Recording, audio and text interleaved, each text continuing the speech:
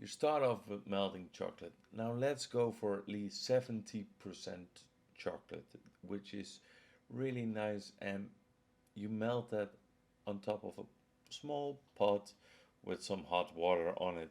Like, don't boil it, but let's say it needs to be around 60 degrees, so low heat would be enough. After that, you separate a few eggs and you only use the egg whites. Now it's important to use a metal bowl that you slightly rub some lemon juice in it so it's like sanitized, and it will help whip the egg whites better. Now whip it first before you add a little bit of sugar, and the amount of sugar that you need, just Google a recipe, I would suggest.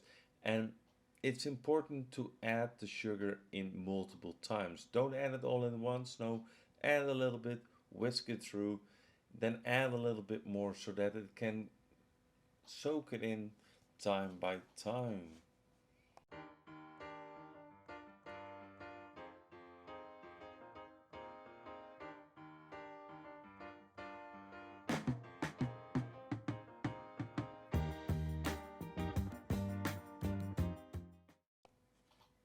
After you whip the egg whites, it's nice and firm so that you can flip it upside down. It's time to whip the cream.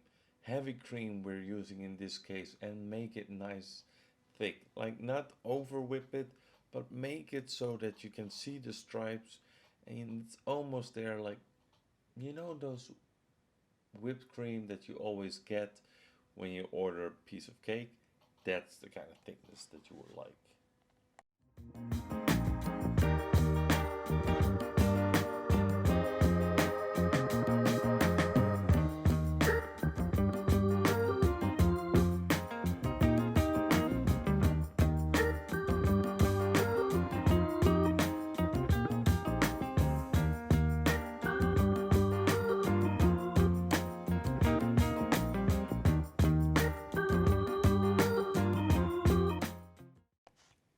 Once the chocolate is melted, give it a little bit of stir and make sure that it's like completely melted everywhere and not lumpy.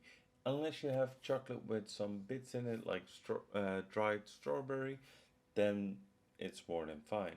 Now, what you gotta do first, mix some whipped cream with the egg whites and use a spatula for this. You want it to stay nice and fluffy, and if you use anything else, you might get all the air out, and that's not what you would like. Once you mixed a little bit in together, you can add the chocolate.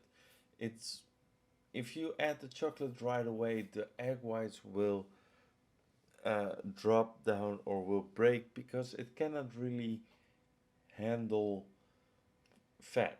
Egg whites cannot handle fat, so like chocolate or butter, so you prefer first adding the cream so it sticks nicely together.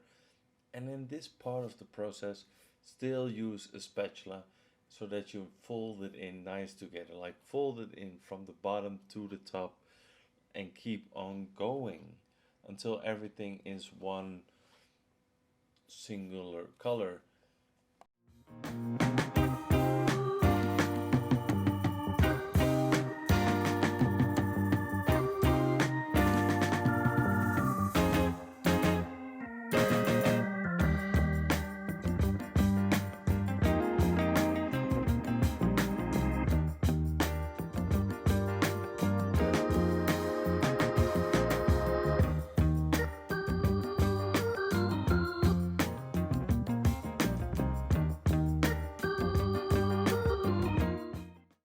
Now, there will always be some chocolate behind in another bowl, so just grab now a little bit of your chocolate mousse and put it in another bowl so that you can mix it up with the last chocolate that was left behind, and then you can mix it in with the rest of the mousse.